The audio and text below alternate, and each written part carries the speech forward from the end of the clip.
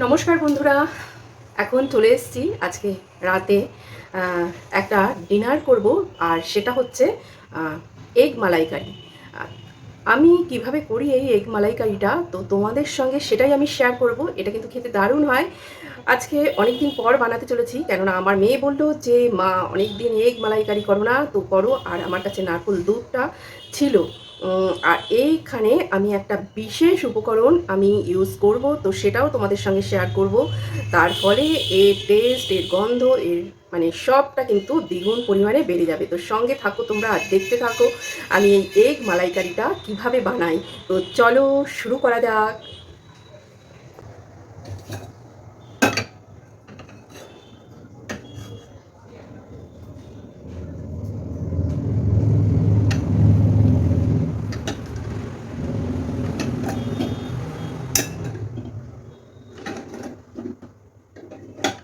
এখানে আমি 6টা ডিম নিয়েছি। ডিমটা সিদ্ধ হতে দিচ্ছি। ডিম সিদ্ধ করার সময় সব সময় একটু ভিনেগার দিলে ডিম ফেটে যায় না বা ছাড়াতে খুব সুবিধা হয়। একটু ভিনেগার দিয়ে দিলাম। অনেক সময় হয় ছাড়াতে গেলে গায়ে আটকে থাকে, বেরোয় না, তো ভিনেগার দিয়ে নিলে সেটা হয় না। তো ডিমটা সিদ্ধ হতে থাক। এবার আমি এর যে আর কি কি লাগবে এর মশলাগুলো আমি তৈরি করে নিই। তো চলো সঙ্গে থাকো, তোমাদের সামনেই আমি এর মশলাগুলো তৈরি করব।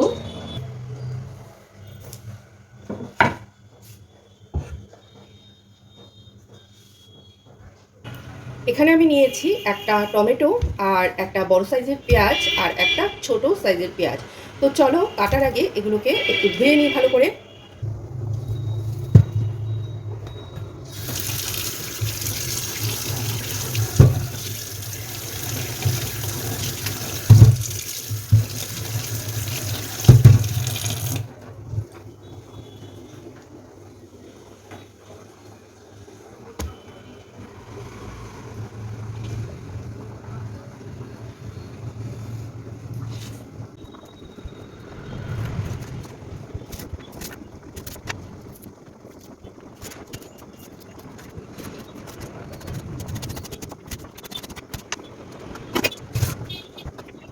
এইগুলোকে একসঙ্গে এবার পেস্ট করে নেব।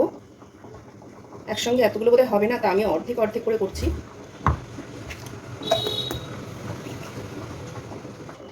অর্ধেকটা টমেটো আর পেঁয়াজ পেস্ট করেছি, বাকি পেঁয়াজটা দিয়ে দিয়েছি। এবার এর মধ্যে এই 4টে কাঁচা লঙ্কা দিয়ে আবার পেস্ট করে আনছি। এইরকম একটা পেস্ট হয়েছে, খুব কিন্তু মিহি পেস্ট হয়নি, এইরকম একটা পেস্ট হয়েছে। আর আদা রসুনের পেস্ট আমার করা আছে, তার জন্য ওটা আর আলাদা করে করলাম না। তো এখানে আমি টমেটো আর পেঁয়াজ আর কাঁচা লঙ্কা পেস্ট করলাম। আদা রসুনের পেস্ট আমার আগেই ফ্রিজে করা আছে, আমি দেখাচ্ছি। তাই আদা রসুনটা আর পেস্ট করলাম না। আর যা গুঁড়ো মশলা লাগবে যখন আমি দেবো তখনই সেগুলো আমি বলবো। এই রেসিপিটা কিন্তু খুব ভালো হয়। আর এর সঙ্গে কিন্তু যে বিলিতি আমড়া হয়, সেই বিলিতি আমড়াগুলোও দেওয়া হয়, কিন্তু আমি ওটা দিইনি। এটা এমনিই করছি, এমনিই করবে। এটা খেতে কিন্তু বেশ ভালো হয়। তো চলো ওর সঙ্গে থাকো, দেখতে থাকো। তো এই যে আমি নিয়ে এসেছি আদা রসুনের পেস্ট। এর মধ্যে আমি আদা রসুন কাঁচা লঙ্কা সব পেস্ট করে একদম ডিপ ফ্রিজে রেখে দিই। তো কাঁচা লঙ্কাটা নেই আমার, ওটা আবার করে রাখতে হবে।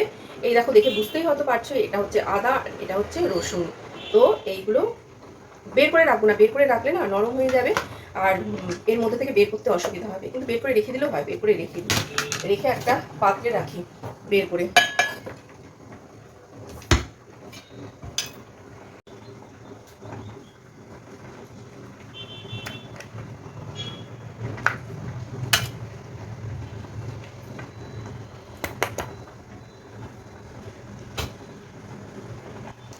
তো এই যে, আর এটা হচ্ছে কোকোনাট মিল্ক, এই যে এটা দিয়েই করব।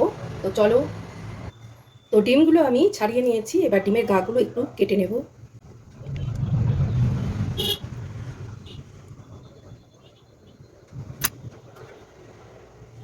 এবার নুন দেব। আমি কিন্তু এখানে কোনো হলুদ ব্যবহার করব না, তাই শুধু নুন দিয়েই মাখলাম। এই রান্নাটা একটু সাদা সাদা হবে।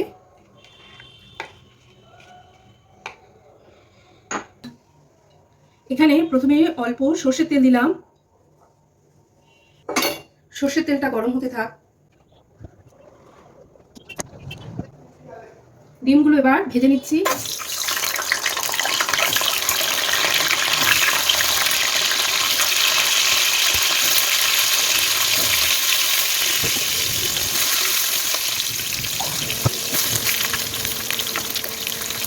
ডিমটা ভাজা হয়ে গেছে, এবার তুলে নিচ্ছি।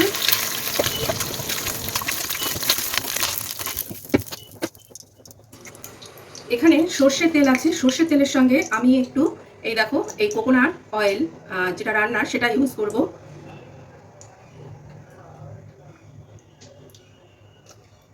তো এটা দিলে কিন্তু এর টেস্ট অনেকটাই বেড়ে যাবে, স্বাদে গন্ধে একদমই অন্যরকম লাগবে।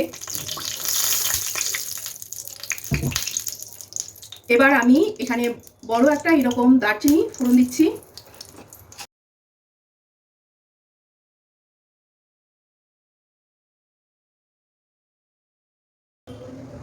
আর এই যে এলাচ ফোড়ন দিচ্ছি, এখানে এখানে আছে 3টে 4টে 5টা 6টার মতো এলাচ।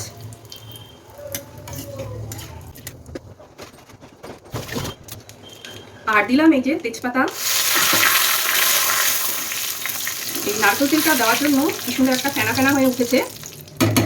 তো ফোড়নটা দিয়ে কিন্তু খুব সুন্দর একটা গন্ধ বেরোচ্ছে, সেটা বলে বোঝাতে পারবো না, একটা নারকোল নারকোল গন্ধ বেরোচ্ছে। আর তার সঙ্গে এলাচ আর দারচিনিটা পড়ে তো আরও অসাধারণ। এবার এখানে দিয়ে আমি পেঁয়াজ টমেটোটা পেস্ট করে রেখেছিলাম সেটা দিয়ে দিচ্ছি।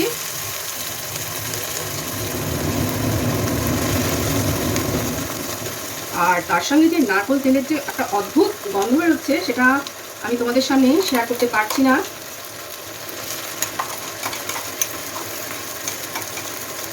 যদি শেয়ার করতে পারতাম তাহলে খুবই ভালো হতো।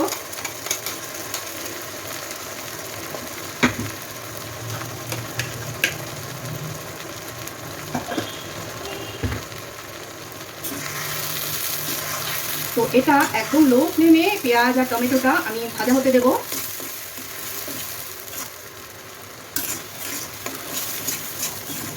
এটা হতে থাক, ততক্ষণে একটু দেখিয়ে নিই আর একটু কথা বলে নিই তোমাদের সঙ্গে। তো তোমরা এই কোকোনাট অয়েল দিয়ে একবার এই ধরনের কিছু রান্না করে দেখবে, মানে যার মধ্যে নারকোল পড়ে, যেই সব রেসিপিতে নারকোল পড়ে সেখানে তোমরা একটু কোকোনাট অয়েল ইউজ করে দেখবে, অল্প করে দেখবে তার স্বাদ কিন্তু অনেক গুণ বেশি বেড়ে গেছে।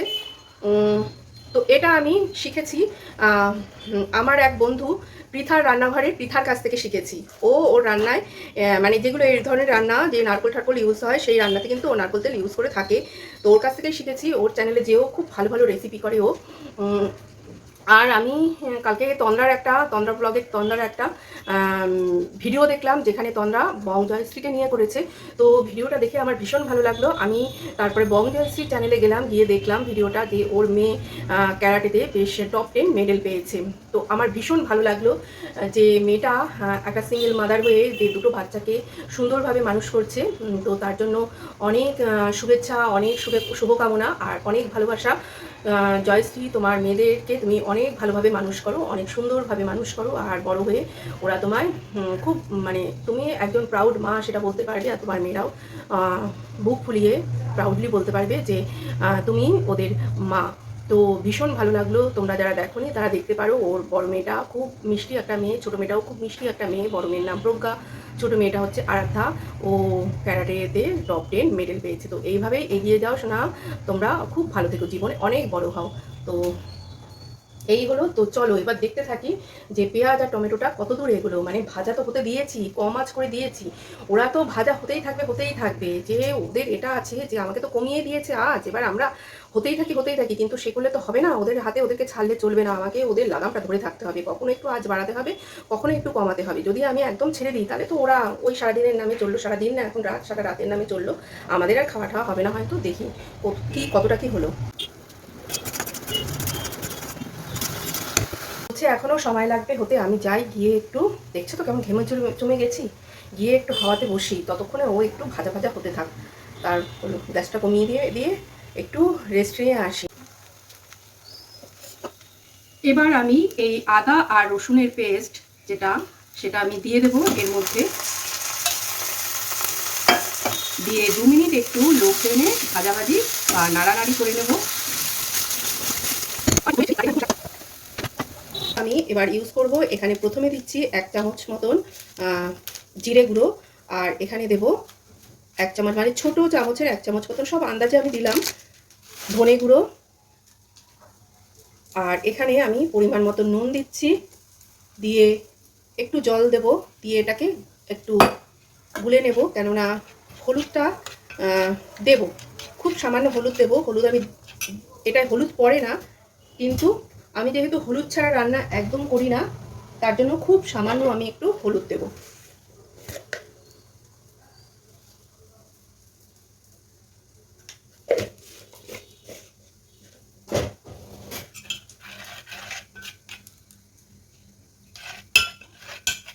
তো এই পেস্ট আমি এবার ওখানে ব্যবহার করব। তো চলো এবার আবার কড়াইতে। লো ফ্লেমে 2 মিনিট মতন ভাজা হয়ে গেছে আদা রসুন, আদা রসুনটা। এবার এখানে এই যে হলুদ, জিরে আর ধনের যে পেস্টটা, ওটা দিয়ে দিলাম, আর নুনও আছে ওর মধ্যে, দিয়ে এবার আবার আমি একটু নাড়াচাড়া করব।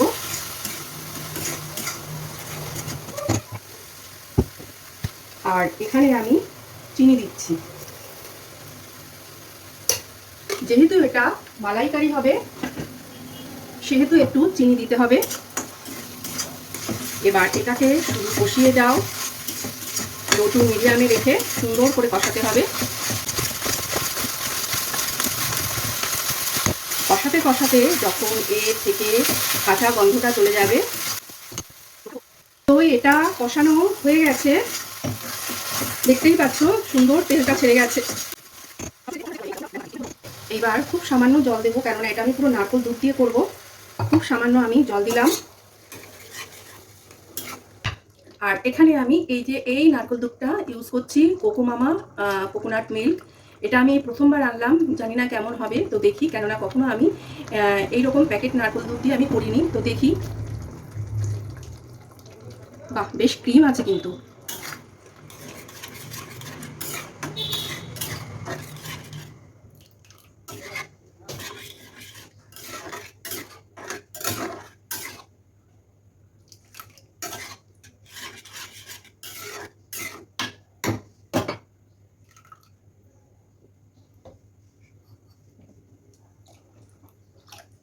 আর খুব সামান্য একটু জল দিয়ে দিলাম।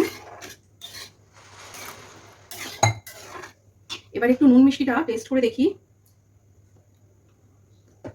একটু নুন লাগবে আর সামান্য একটু মিষ্টিও লাগবে।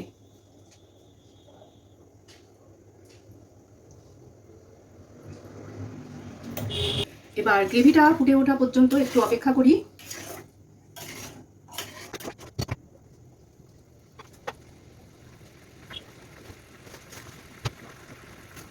ঝোলটা ফুটে উঠেছে, এবার আমি ডিমগুলো এর মধ্যে দিয়ে দিচ্ছি, দিয়ে আমি 3-4 মিনিট একটু ফুটিয়ে নেব।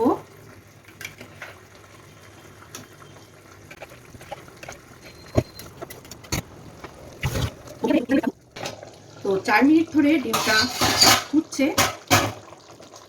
এর থেকে আমি আর বেশি ঘন করবো না, এই পর্যন্তই রাখবো। আর নামানোর আগে কিন্তু আমি কোনো ঘি দেব না, আমি এই যে একটু নারকেল তেল, এটাই আমি দেবো নামানোর আগে, তাহলে এর গন্ধটা আরও বেড়ে যাবে। এটাই বলছিলাম সবার প্রথমে।